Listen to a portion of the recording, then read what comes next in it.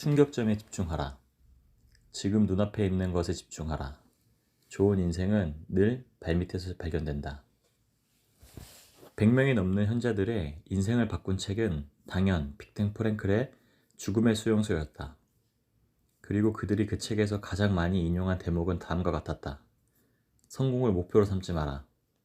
성공에 초점을 맞추면 맞출수록 그것에서 더욱더 멀어질 뿐이다. 성공이나 행복은 의도적으로 찾아올 수 있는 것이 아니라 자연스럽게 찾아오는 것이다. 그것에 무관심함으로써 그것이 저절로 찾아오도록 해야 한다. 나는 당신이 내면의 소리에 귀 기울이고 그것이 원하는 대로 확실하게 행동할 것을 권유한다. 그러면 언젠가는, 정말 언젠가는 성공이 찾아오는 모습을 보게 될 것이다.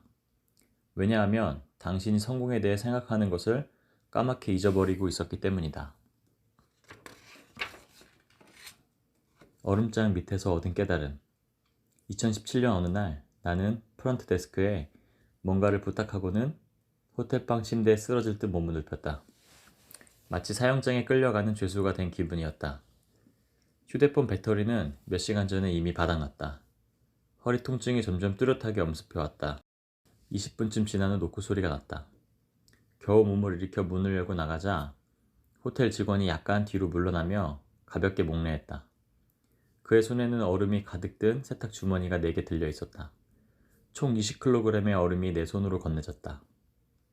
호텔 직원은 왜 이렇게나 많은 얼음을 내게 원했는지 도무지 알 수 없어 혼란스러운 표정이었다.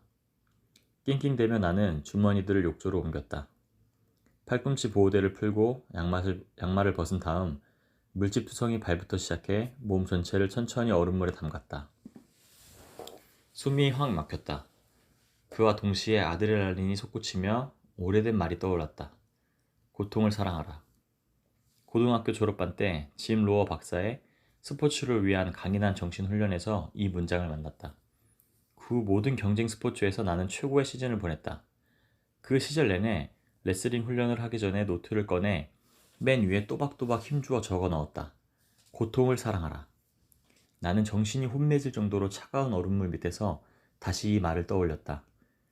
그때 나는 지인의 소개로 세계 최고의 심리 코치에게서 테니스 레슨을 받을 수 있는 기회를 막 얻은 참이었다. 바로 짐 로허 박사였다. 곧 은퇴할 예정이었던 그는 짐 쿠리어, 모니카 셀레스 등 많은 테니스 스타들과 일했다. 그가 코치를 해준다고? 놓쳐서는 안 될 절호의 기회였다.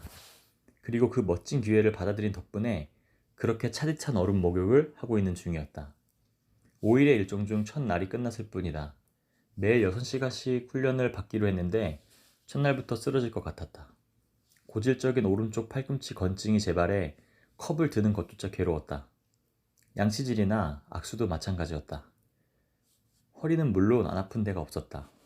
바로 그때 머릿속이 빠르게 돌아가면서 이런 생각이 들기 시작했다. 40살이 되니 진짜 몸이 예전 같지 않은 걸까? 다들 그렇게 얘기하던데. 그래, 이 나이에 무슨 테니스야.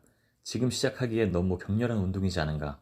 선수할 것도 아니고 지금 포기한다고 해서 뭐라 한 사람도 없을 거고. 하지만 나는 고개를 단호히 저었다. 정신을 차리라는 의미로 뒷목을 탁 쳤다. 할 수 있어. 팀 페리스. 그만두다니 말도 안 돼. 아직 시작도 안 했잖아. 테니스 배우는 거? 늘 고대하던 일 아니었어? 플로리다까지 날아와서 짐 로어에게 배울 수 있는 기회를 포기하고 고작 하루 만에 포기하겠다고? 정신을 차리고 다시 생각해보자. 왼손으로 치면 되지 않을까? 라켓으로 치는 대신 발 움직임에 집중하면? 최악의 경우 실전 훈련은 취소하고 멘탈 훈련에만 참여해도 충분하지 않은가? 눈을 감고 심호흡을 했다. 손을 뻗어 책을 집어들었다. 얼음물 밑에 있을 때마다 마음을 느긋하게 갖기 위해 나는 뭐든 읽을거리를 찾는 습관이 있었다. 그날의 선택은 티모시 고레이가 쓴 테니스 이너 게임이었다. 벌벌 떨리는 손으로 몇 페이지를 급히 넘기자 냉기를 잊게 할 만한 구절이 드디어 나타났다. 이너 게임을 하는 선수에게 가장 중요한 것은 여유 있는 집중이다. 여유 있는 집중을 통해 그는 자신감의 진정한 토대를 발견할 수 있다. 나아가 어떤 게임이든 간에 승리의 비결이 너무 애쓰지 않는 것임을 깨닫는다. 너무 애쓰지 않는 것이 승리의 비결이라고? 비로소 나는 얼음물에서 나와 편안하게 잠들 수 있었다. 눈앞에 있는 것을 보라. 이튿날 아침 나는 훈련센터로 가 짐 로어 박사와 함께 성격 좋고 실력 좋은 테니스 코치 로렌조 벨트레임을 만났다. 짐은 활짝 웃으며 거대한 신발을 신고 어제와 마찬가지로 심오한 조언을 해주었다. 오늘은 모든 걸 좀 더 부드럽게 할 겁니다. 라켓도 부드럽게 잡고 공도 부드럽게 치고 어깨와 엉덩이로 공을 친다고 생각하세요. 나는 내가 완전히 테니스를 포기할지 아니면 정말 어깨와 엉덩이로 공을 치게 될지 이제 곧 결정된다는 사실을 알고 있었다. 나는 로렌조와 함께 코트로 나갔다. 2시간의 연습 동안 로렌조는 네트 가운데서 막대 빗자루를 세워놓고 그 위에 수건을 올렸다. 내가 할 일은 수건을 명중시키는 것이었다. 끝도 없이 네트를 향해 공을 날려보냈다. 정확도는 제로였고 팔만 사정없이 아팠다. 잠깐 멈춰요 팀. 로렌조가 네트를 빙 돌아와서 조용히 말했다. 내가 이탈리아에서 9살 어린 선수였을 때 코치가 법칙을 하나 정해줬어요. 실수를 얼마든지 해도 되지만 같은 실수를 2번 하지 말라는 것이었죠. 팀, 당신에게도 이 말을 해주고 싶네요. 라켓으로 공을 칠 때 공이 빗자루를 넘어가도 아니 울타리를 넘겨도 전혀 상관없어요. 다만 계속 네트에 걸려서 안쪽으로 떨어지기는 하지 마세요. 재미도 없고 자신도 없어 보이니까. 로렌조는 잠시 숨을 고른 후 다시 씩씩하게 외쳤다. 수건은 있고 눈앞에 있는 것을 봐요. 충격점에 집중하라고요. 나는 순간 정신이 확 들었다. 충격점. 이 충격점은 공이 라켓과 접촉하는 지점이다. 자신의 의도가 바깥 세상과 충돌하는 찰나의 순간이다. 정지 화면으로 보면 최고의 선수들은 이 중요한 순간에 눈이 공을 향해 있음을 알 수 있다. 준비됐어요? 준비됐어요.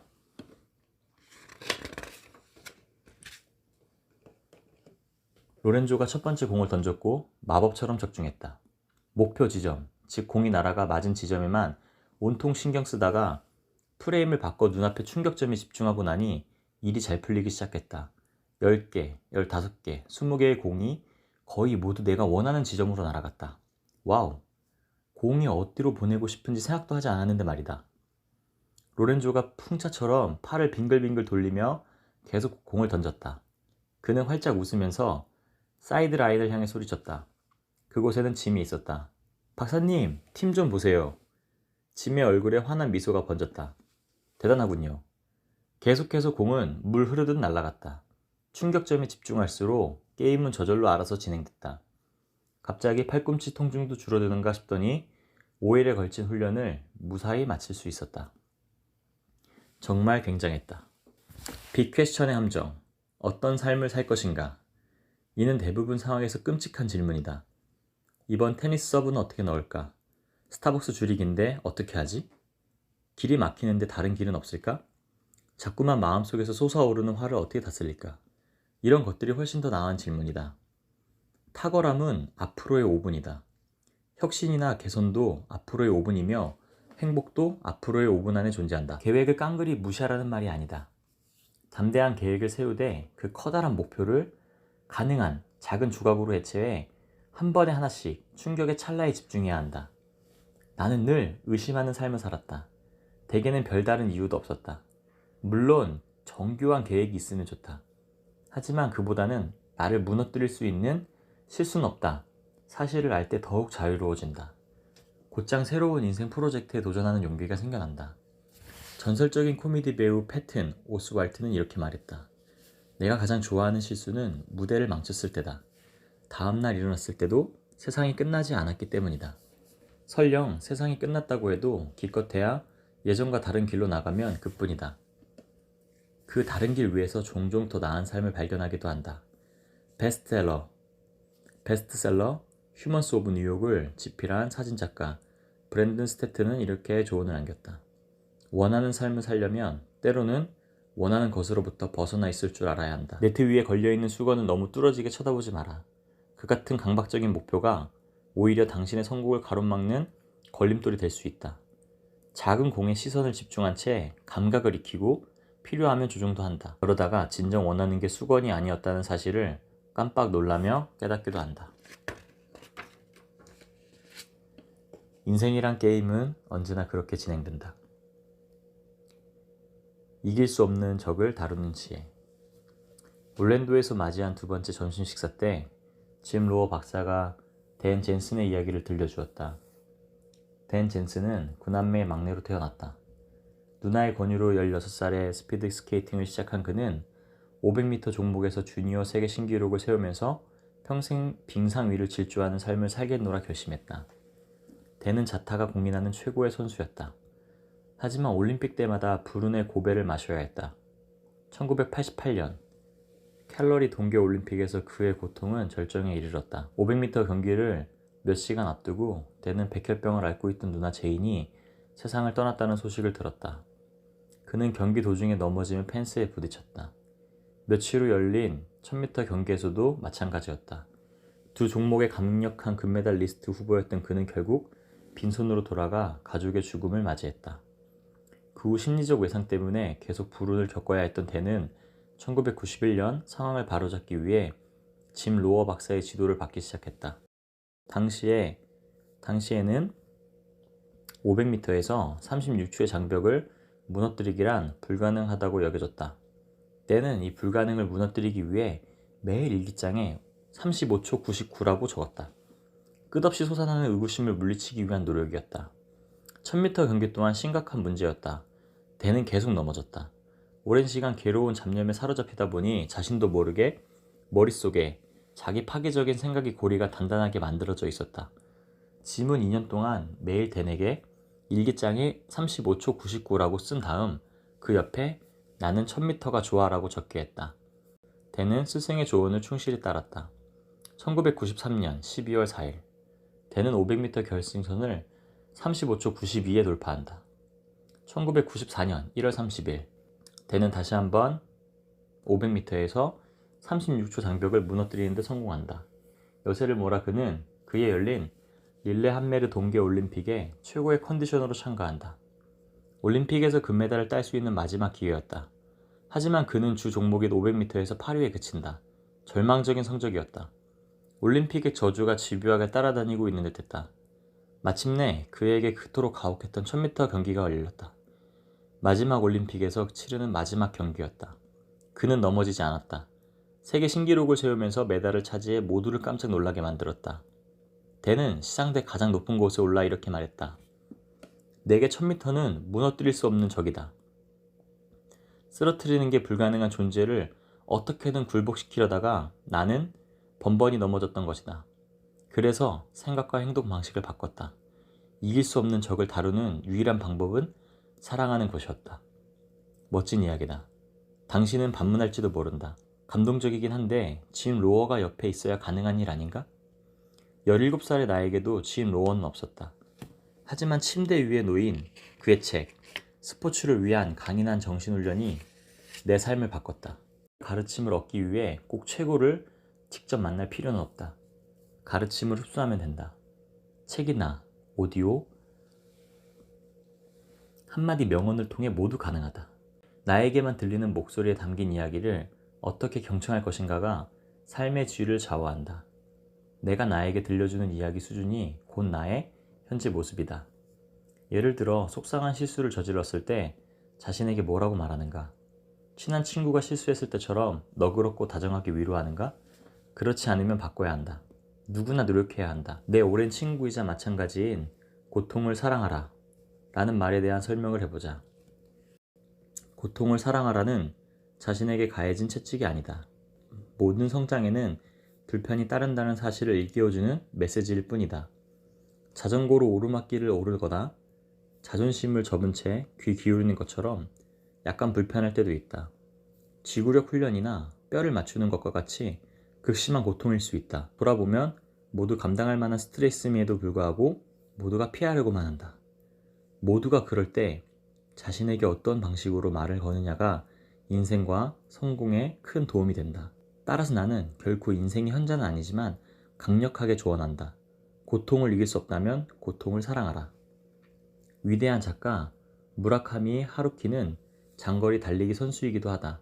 그가 남긴 다음의 말은 어떤 인생의 시기에도 탁월하게 적용할 수 있다. 고통은 필연이지만 괴로움은 선택이다. 당신은 달리면서 너무 아파 더 이상 못 달리겠어 라는 생각이 들 수 있다. 아픈 것은 피할 수 없다. 하지만 그것을 더 견딜지는 달리기를 하는 당신 자신에게 달려있다. 성공으로 가는 길은 나에게만 들리는 목소리에서 출발한다. 너무 애쓰지 마라. 성공을 위해 천재 수준의 두뇌를 갖추고 소수정의 비밀 결사단에 들어가고 움직이는 목표를 맞춰야 하는 것은 아니다. 모두 방해가 될 뿐이다. 100명이 넘는 인생 현자들이 제시한 성공 비결은 간단하다. 지금 눈앞에 있는 것에 집중하라. 좋은 날을 하나씩 쌓아 좋은 인생을 만들어라. 똑같은 실수를 반복하지 않으면 충분하다. 이게 전부다. 목표물을 너무 정확하게 맞추려고 정전하는데 너무 힘을 들이지 마라. 더 많이 인정받고 싶으면 진상이 되지 않으려고 노력하라. 그러다 보면 어느 순간 슈퍼스타가 되어 있을 것이다. 어떤 게임이든 승리의 비결은 너무 애쓰지 않는 데 있다. 너무 애쓴다고 생각되는 것 자체가 우선순위와 방식, 초점이 잘못됐다는 뜻이다. 만약 그렇다면 끈질기게 매달리지 말고 조정이 필요하다는 신호로 받아들여야 한다. 의구심이 들 때마다 뻔히 보이는 곳에 답이 숨어 있을 수 있다는 사실에 위안을 느껴라. 무엇도 확신할 수 없는 세상에서 끊임없이 자신을 쇄신하며 아무리 이상해 보여도 새로운 길을 갈고 닦을 수 있을 것이다. 괴상해 보여도 자신을 받아들여라. 세상에 정답은 없다. 더 나은 질문만 있을 뿐. 이 책에 등장하는 인생 현자들은 오직 한 가지만 이 책을 읽는 독자에게 조언할 수 있다면 이라는 질문에 이렇게 답했다. 모두 느긋하게 마음 먹기를.